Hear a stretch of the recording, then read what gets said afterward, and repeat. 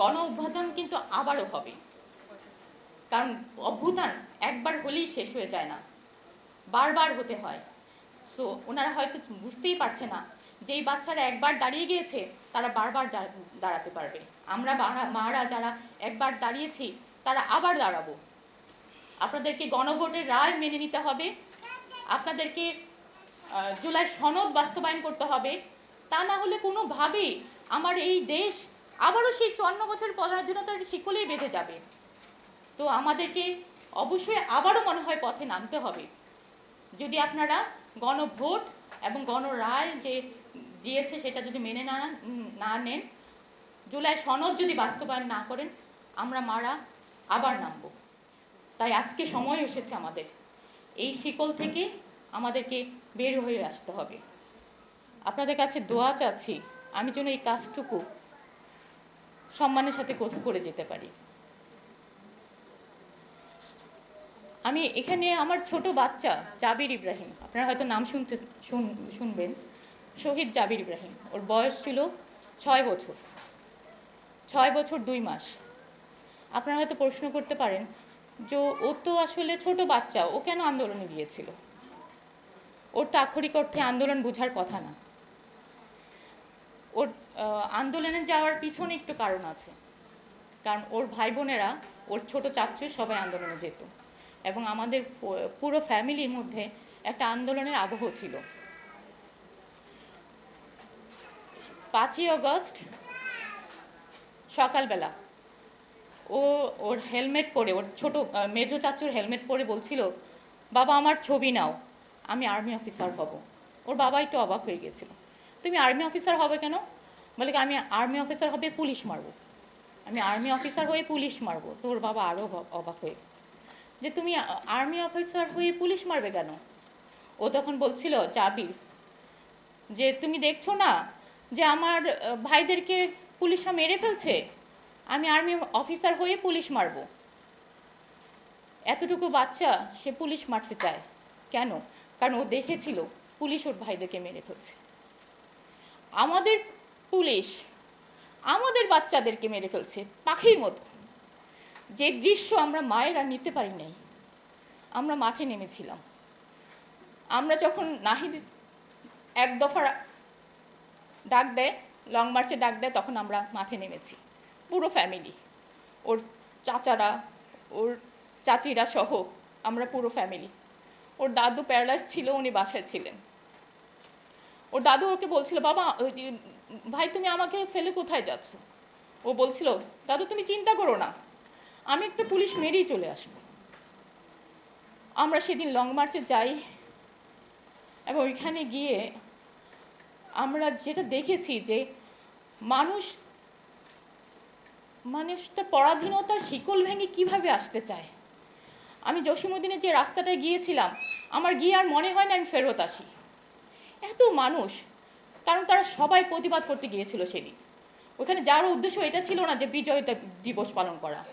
Long মার্চে গিয়েছিল মানুষ মানে আপনার প্রতিবাদ করতে, এই যে আমাদের বাচ্চাদেরকে এভাবে মেরে ফেলছিল সেটার প্রতিবাদ করতে। যাই হোক, পুরো লম্বা কাহিনী, আমি আর এটা দীর্ঘায়িত করব না। আমার বাচ্চা সেদিন, আমার জাবির সেদিন 4:30টার সময় গুলিবিদ্ধ হয় এবং ও অতিরিক্ত রক্তক্ষরণে মারা যায়, শাহাদাত বরণ করে। আমি আজকে দেখেছি যে আমাদের এই যে যুদ্ধ, আমি এটাকে অবশ্যই যুদ্ধ বলবো, যে যুদ্ধ আমাদের মায়েদের যুদ্ধ। আমাদের মারা যেভাবে যুদ্ধে নেমেছিলাম সেদিন সবাই নেমেছিল, শুধু মা না।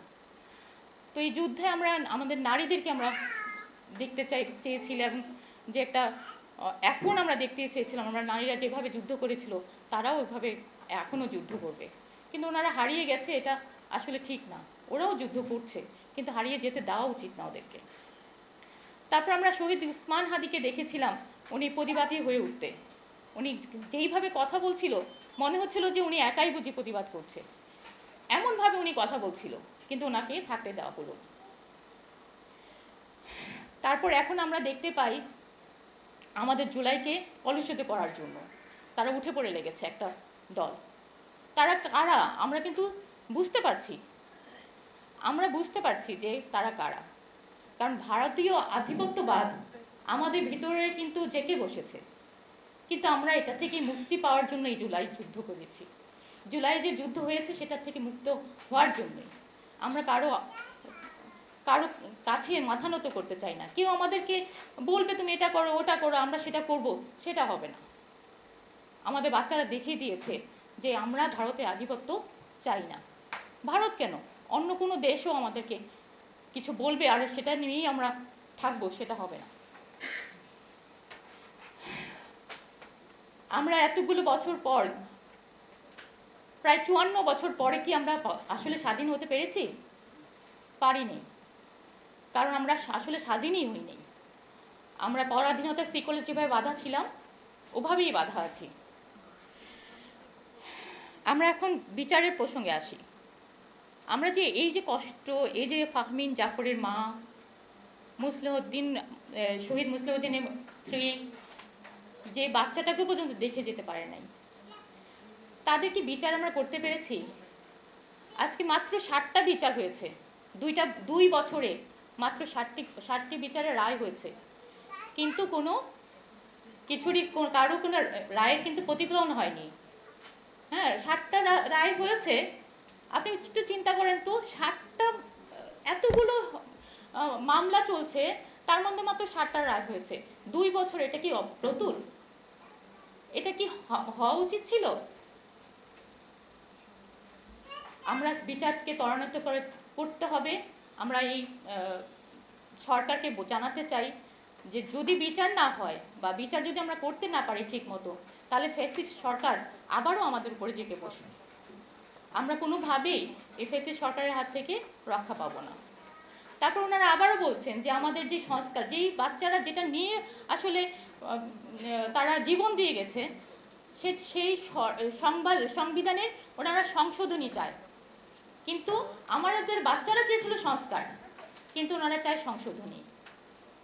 এটা হলে গণ অভ্যুত্থান কিন্তু আবারও হবে, কারণ অভ্যুত্থান একবার হলেই শেষ হয়ে যায় না, বারবার হতে হয়।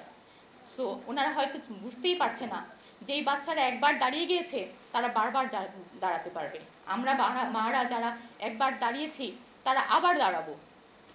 আপনাদেরকে গণভোটের রায় মেনে নিতে হবে, আপনাদেরকে জুলাই সনদ বাস্তবায়ন করতে হবে।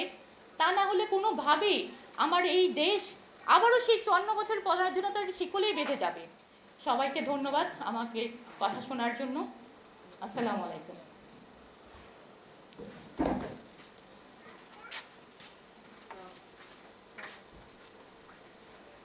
ধন্যবাদ।